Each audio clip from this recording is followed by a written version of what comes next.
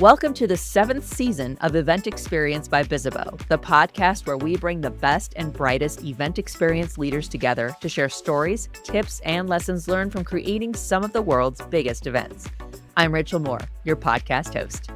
Every event needs a venue, and today we're zeroing in on one venue or ecosystem of venues in particular, and the event pro who makes them a success for all audiences. Join us as we explore the dynamic world of entertainment venue management with Saadeh, Chief Programming Officer at Harris Blitzer Sports Entertainment, or as it's lovingly known, HBSE. Sean's about to share with us how strategic diversification, market positioning, and relationship building drive success across multiple venues like the Prudential Center. All here on Event Experience.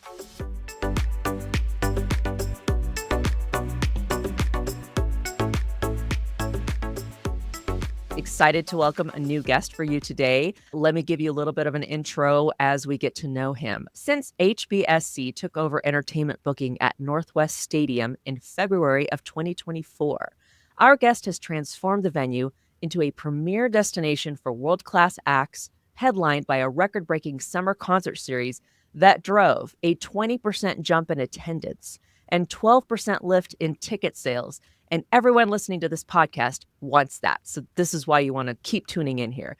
An entertainment industry veteran, he specializes in building artist relationships and curating high-profile performances that elevate fan experiences across HBSE's properties. So with all that, I'm happy to welcome Saadeh to the pod. Sean, thanks for joining us on Event Experience. Thanks, Rachel. Thanks for having me. I'm really excited to be a part of this today. Thank you. Me too. And listen, as I always say, I give you the barest of, bare bones kind of intros on the podcast. And I always want to hand it back over to our guests because I really would love our listeners and our watchers, our viewers to be able to learn more about you and your role. So Sean, back over to you. Tell us more about yourself, your role, kind of what a day in the life of your work life is with Saadeh. Sure. So I'm the Chief Programming Officer and Head of Entertainment for Harris Blitzer Sports Entertainment, known as HBSE. And I've been with the company for about 11 years, or I just had my 11th year anniversary. So surpassed the decade, which is great in our business because sports and entertainment is a competitive business, quite frankly. But I'm super thrilled to be a part of the team here and everything that we continue to do as an organization. I've been in the business for close to 30 years, getting my start at the San Diego Sports Arena. I was born and raised in San Diego, so for me to be able to work at my local arena for 9 years was truly amazing, and got my start there and learned everything I could about the business before I left and joined the Phoenix Coyotes, which are no longer, they're now in Utah, but I was able to join their team when they opened up their new arena in Glendale, Arizona. And this was back in 2005. And spent 5 years with them transforming that arena in a very competitive market in Phoenix. And then I had the opportunity to join the team at Barclays Center in Brooklyn to open up that venue. Back in 2011, I joined the team and we opened the building in 2012. And then 4 years later, New Jersey called me and said, hey, would you like to come over and work in New Jersey at the Prudential Center to transform that arena? And that's been my journey in the business for 4 venues in close to 30 years, which I'm very proud of, by the way, because in our business, you tend to move around a lot and in order to move up in the business. And what I love about my career path, I've been able to be at these venues for at least 4 years, which I think is imperative to transforming a business. It's hard when you're there for 1-2 year stints. So I've been very blessed to be able to have the confidence of people that have employed me to stay on for at least 4 years during my tenure. So that brings me to today, and so much growth has happened over the 11 years that I've been working for Harris Blitzer Sports Entertainment. When I first came, there was no HBSE. It was a team down in Philly with the Philadelphia 76ers and a team up north called the New Jersey Devils, and the Prudential Center, which is what they hired me to do was to bring in content to support the 41 to 44 home games that we have here at the Prudential Center. And so what I basically do is, and what I've done over these years is I bring all the other events that you see. So the concerts, the family shows, other sporting events such as NC2A basketball or UFC, boxing, family show programming, special events and private events are all part of the makeup of what we do. So we're talking about filling, if you could do the math, you have 365 days in the year, you have 44 home games, you net that out. That's what I get to work with every single day. Wow. And so what we've been able to do here is transform this arena from doing roughly 22 to 25 concerts a year to consistently doing around 65 concerts a year, over 200 events net of our hockey team, and that brings us into the 225 events a year scenario. So it's been a really fun ride, and we continue, and we'll talk about growth and Oh, yeah. where we're growing. And you mentioned the stadium, which is something that we're booking as well, which is Yeah. something over the last couple of years we've adopted. Wow. What a journey. And thank you for giving us that context too, because I think a lot of what I love about this show, and I love about guests like you coming on too. I mean, so many of our event professionals out there may be very used to, even if they've got like kind of a steady cadence of the same kind of event, maybe they're looking at the same kind of venue each time, but a lot of times they're having to plan around some variables, right? Where it might be there's some unknowns and things like that.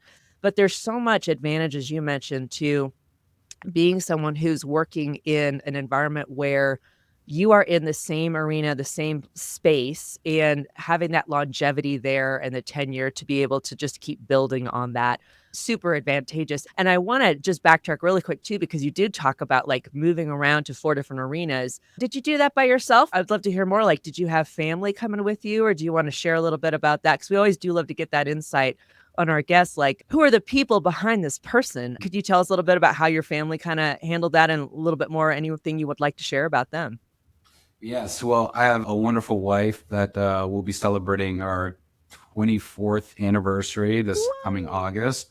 Woohoo. So I met her in the business. So the good news about that is she understands what is needed in the time that goes into being in this particular side of the business, which is a lot of time away from home. And she has been supportive all throughout my career, from my days in San Diego to taking the chance of moving all the way out east, which she was really excited about. I had her kicking and screaming, leaving from Brooklyn when we lived there to come out to New Jersey, but now I can't get her back into the city. So, but she's been so supportive of my career and my lovely children. So I have three girls. My oldest is my stepdaughter, Hannah. She actually works in the industry for freight productions out of Madison, Wisconsin. And she's been there for close to 11 years as well, working for that company, a promoter out of Madison.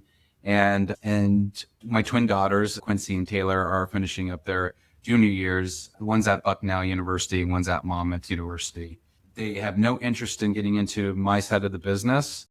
Sometimes it's hard to even get them out to concerts and other events.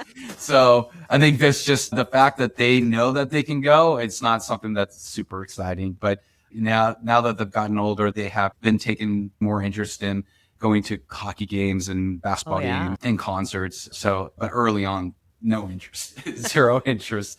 But yeah, that's my family. They've been so supportive of me. The girls were born in San Diego, my youngest twin girls, and then grew up, early years in Arizona. But they were so great when we moved to Brooklyn. They were all in. So it's helpful when the kids, especially at certain ages, are supportive of making the move with dad. Absolutely. It's so funny that you mentioned that too. I bet a lot of people who are parents who are listening can relate. Like, I work in marketing and my kids like want zero to do with it. Like, they're like social media, and all that stuff. And I feel like that's very normal, where they're like, I'm going to go the opposite direction. But at least now they're appreciating, like, okay, I see what you've done and I can see what all goes into this stuff and I appreciate it. And of course, as a hockey fan, love that they're enjoying those kind of things too. But let's get back into talking about as you gave us a really great insight in, the journey into how you first got a call to come to New Jersey and said, "Hey, can we have you work on the Prudential Center?" And you already shared like you went from like maybe 20, in the 20s as far as like some extra concerts and things that were happening, and now you've really amped that up. Can you tell us a bit more about Prudential Center, the environment, the locale, where it's located, the surrounding market and community, and just kind of how that figures into how you really got the momentum going there? So Prudential Center is based out of Newark, New Jersey. So Okay. Newark is consistently the number one size city in New Jersey. Mhm. We're in the shadow of New York City. So literally, if you took Prudential Center and you drew a straight line to Madison Square Garden, it'd be 8 miles. Wow. So that's what we're talking about. Everything's very close, but divided by rivers. And then, you got your bridges and tunnels that get you around in this area, as well as mass transit. So getting around the areas of New York, the New York DMA, is challenging to say the least. But we're in an incredible market. Newark, when it was, when they originally built the venue back in 2007, it's literally 2 blocks from Penn Station, Newark. So, and 2 stops from New York City. So it's very easy to get to and from the city. However, as we all know, those that live in the New York area, people would commute into New York City, but New Yorkers tend to not come into New Jersey unless they're going from, one place to another. But it's typically not a place that they go because they have everything right in New York City. Right. So when I took over the venue, first thing I had to do was really to understand the marketplace. Mhm. We knew it was a large market, right? You take New Jersey as a market and move it anywhere outside of the New York DMA. It's the fourth largest market in the United States. That's a huge market. So I knew I had a huge market, lots of wealth here, highly educated, very diverse. And so I knew I had a great market. So now how do I position this venue within this highly competitive market, Mhm. okay, of New York City? And 4 arenas, I should say. That's just arenas, not to mention amphitheaters, stadiums, festivals that happen in and around the area. Those are all competitive to your venue. So we had to reposition the arena. That's what we did. We told a story around what the Prudential Center is and what it means to the marketplace. And so it became pretty apparent to me that this would be an incremental play to New York. Okay.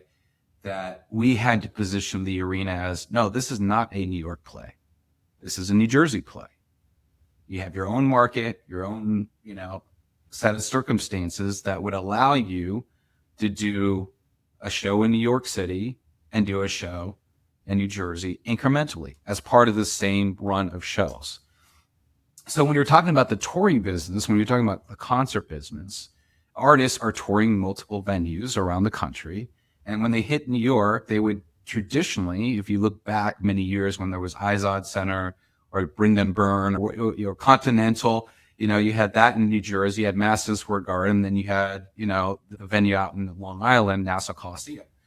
And traditionally you would play the city and then you'd play the suburbs. Then all of a sudden this venue called Barclays Center opens up in New York, and that throws a wrench in everything. So now you have a fourth arena in the marketplace. And so then it's like, how do artists play the market and how do they play all four? Well, you can't, because you got to go down to the other cities. So we constantly fight for that incremental play in the marketplace. And we've been very successful. And that's really what it comes down to. I think people understood through data and analytics, through just, doing events both in New York City and New Jersey, that, yeah, that works. Like it makes sense on most cases. And then, so that was the first part. So the first part was repositioning. That helped us really ramp up the market and expand the market, really. So you had this, the piece of the pie, right? And instead of it being, all right, we're splitting up this piece of the pie, we expanded it and then took more market share. So that was the first thing. And then the second thing was diversification of program, which we mentioned. So I mentioned earlier that the marketplace is very, very diverse. So when we looked at the music side of the business, how can we do more Latin, for example? How do we double down on K-pop, which had already invested in? Hip hop and R&B. Like, can we expand that?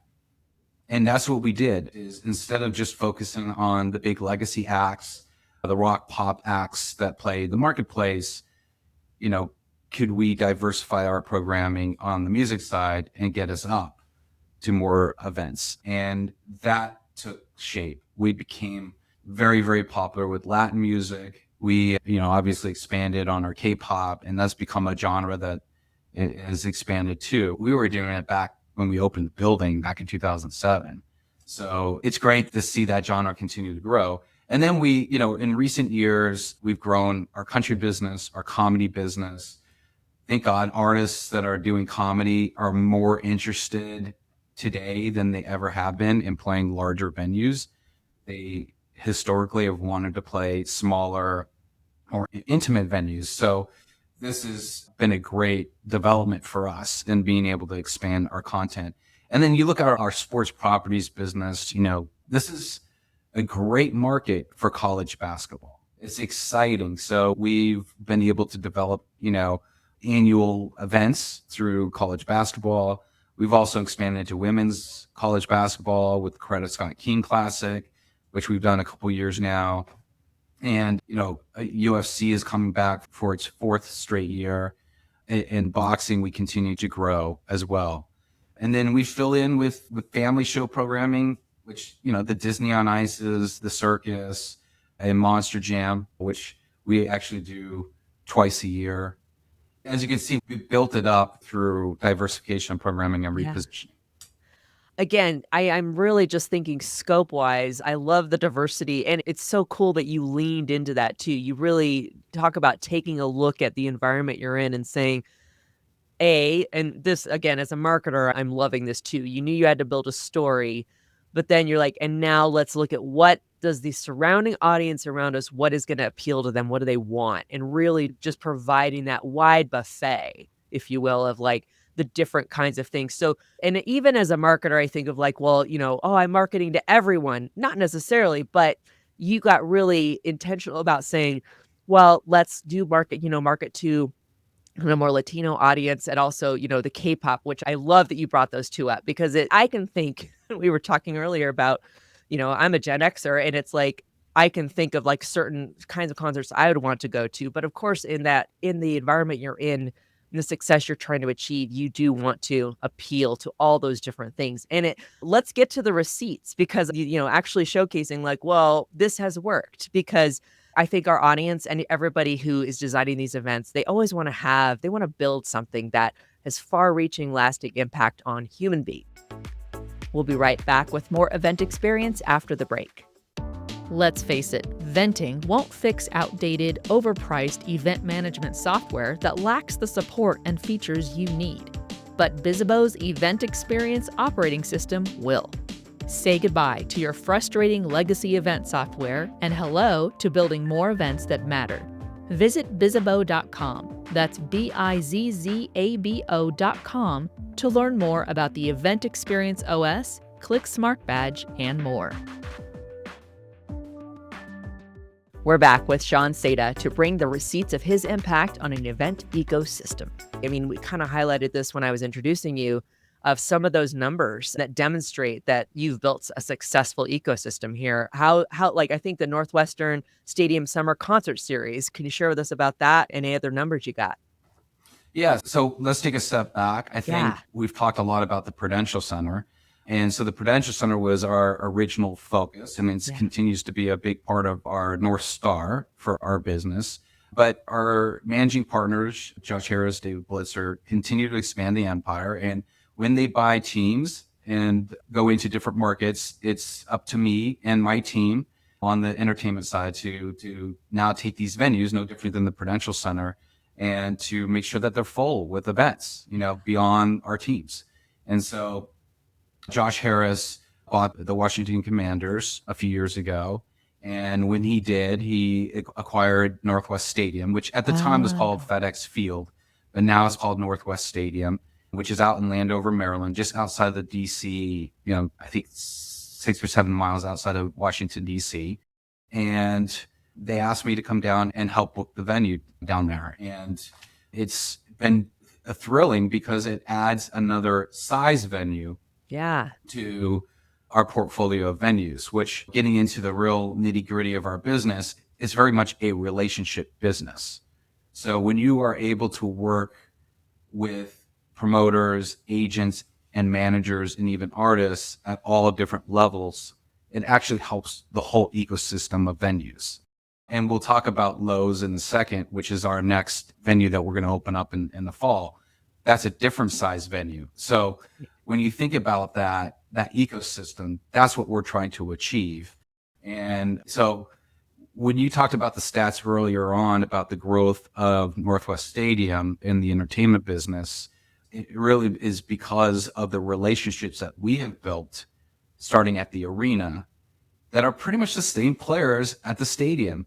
We're just talking about economics that are like, 6-7 times more than an arena business. Yeah. When we talk about the theater business, it's probably a couple, 2-3 smaller than the arena business, but many of the same players, right? Yeah. Same agents. So when you look at the ecosystem of the entertainment business, agents have artists that are in stadiums, but they also have artists that are playing theaters. So you can have that relationship with that agent and say, oh, hey, for so-and-so, we're looking at the stadium, but we also want to help develop your artists at our theater that's opening up. So it's really a great example of how you can utilize venues and the power of HBSE to help an artist grow in the markets that we have. And we'll also talk about the future expansion in Philadelphia as well, the new stadium down in DC. So those are all exciting projects that are coming up. Yeah. And thank you for bringing that up, because that was another question I had. Because I'm going to an arena tonight, actually, for a playoff game, for a hockey playoff game. But I do. And I've been able to go, had the privilege to go to the Coliseum in Rome, where it's like you do think of this like scale, this very big venue. So that was, but I think you just alluded to that. You have enough different size venues in your ecosystem in the empire to handle a variety of experiences, different sizes, right? Correct. So, Northwest Stadium, for a typical end stage concert, remember, it's not the full stadium. We're talking about a 65,000 seat stadium for football. But when you have an end stage, you can't sell the seats behind the stage. Right. So it tends to be around 40 to 45,000 seats for most shows there. Then you go into the arena, right? We're talking about, again, end stage, typical 12 to 14,000 seats. And then when you get to a theater level, the theater that we're going to open up called the Lowe's Jersey Theater in Jersey City, that's roughly a capacity of about 4,000 with a GA orchestra or 2,650 seated. So different capacities allows artists to grow throughout this ecosystem. Not all of them get to stadiums. We're talking about the 1%ers that are able to make a stadium work, but there's certainly a lot more synergies with arena to stadium, and then obviously large theater to arenas. So it's really a great ecosystem. And I think when we look at the success of the venues, Prudential Center is consistently in the top 10 in the world, really. Wow. A lot of people don't know that because we are in such a competitive market where you've got across a river, you have Madison Square Garden, which is consistently, in the 1, 2, or 3 range of arenas. And so we kind of get overlooked because we're in New Jersey, but that just speaks to the market itself. It's a very strong market. And again, if you pulled it out of the New York DMA, it would be, a huge market and a must play for everything that happens. So top 10 at the arena. And then last year, Northwest Stadium had a record breaking year. We did 7 concerts, which is the best it's ever done. Wow. Just to give you a sense of it, did about 27 concerts in 26 years. Oh, before we took over.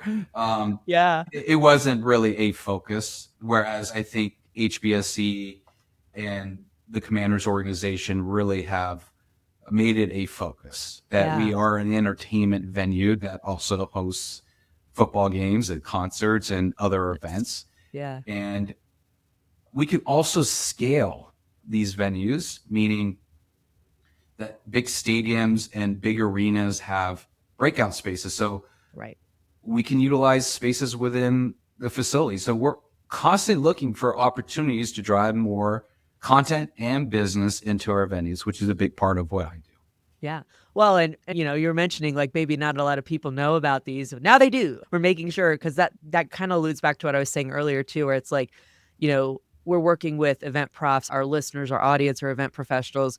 And a lot of times it's like finding that venue that's going to work for whatever they're trying to execute in the humans they're trying to impact. And so this is all super interesting too, not even just from like how and I love that you mentioned the relationships that it's taken to create the foundation and to build off of and keep that momentum going as you're building. And speaking of momentum, and I know we've teased this out a little bit, what is next? Because you've already mentioned some different growth opportunities that are about to happen and bringing even more venues and opportunities here. What's next for HBSC? Well, we're going to be opening up a beautiful 1929 original theater in Jersey City. It's one of the original 5 Wonder Theaters in the New York area.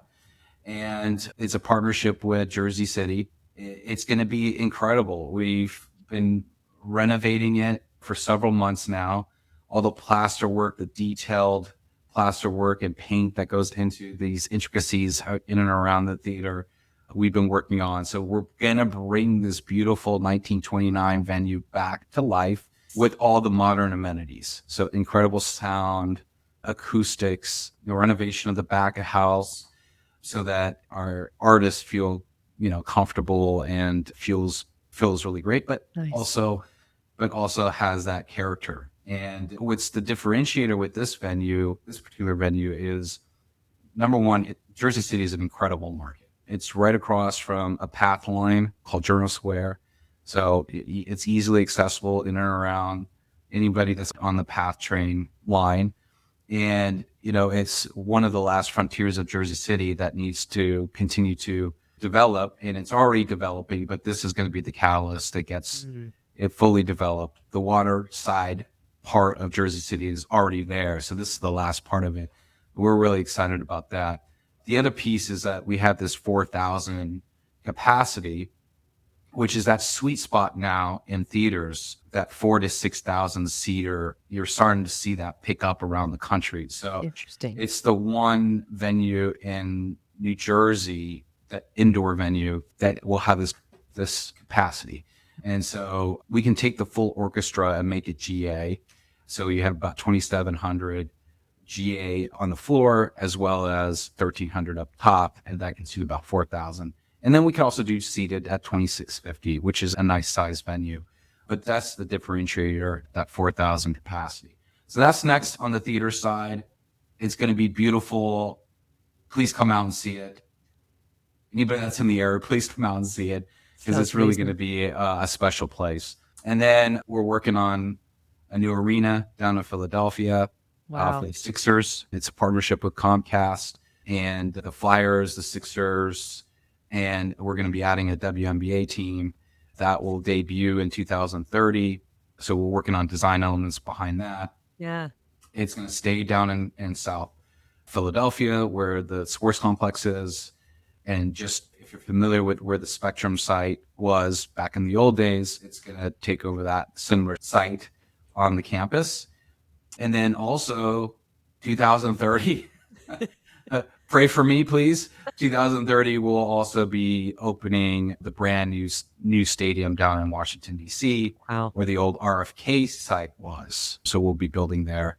And we're also in design stages right now for that. So all of our teams will have new venues for Sixers and Commanders. And then we're doing a major renovation here at the Prudential Center. We're coming up on 20 years. 2027 will be 20 years.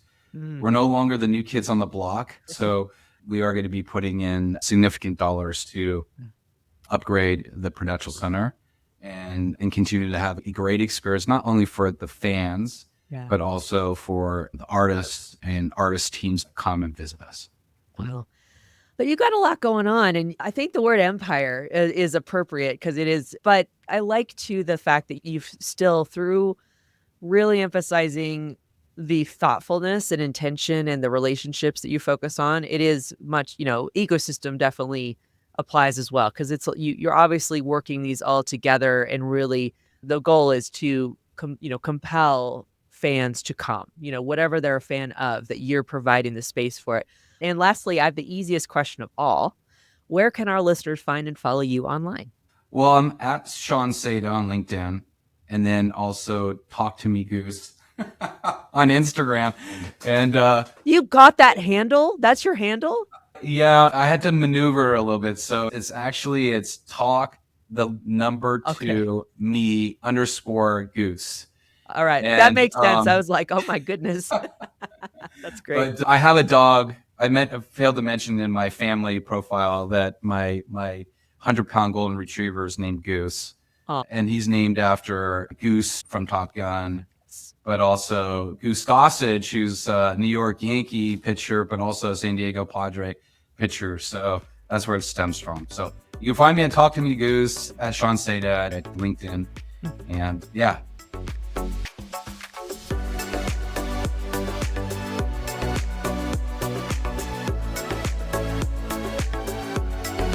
Sean has 4 quick hits for each of us to skill up at this profession we call event planning. I mean, for me, it's be honest, be patient, okay, negotiate fairly, and think long-term. Thanks again to Sean Saadeh for joining us on Event Experience, and thank you for listening. If you're enjoying the show, we'd love to hear it. Connect with us on social and subscribe, rate, and review us wherever you're listening. Also, don't forget to share the show with your colleagues and friends. You can find transcripts of each episode and key takeaways on bizzabo.com/podcast. On behalf of the team, thank you. We'll gather again soon for a new episode of Event Experience.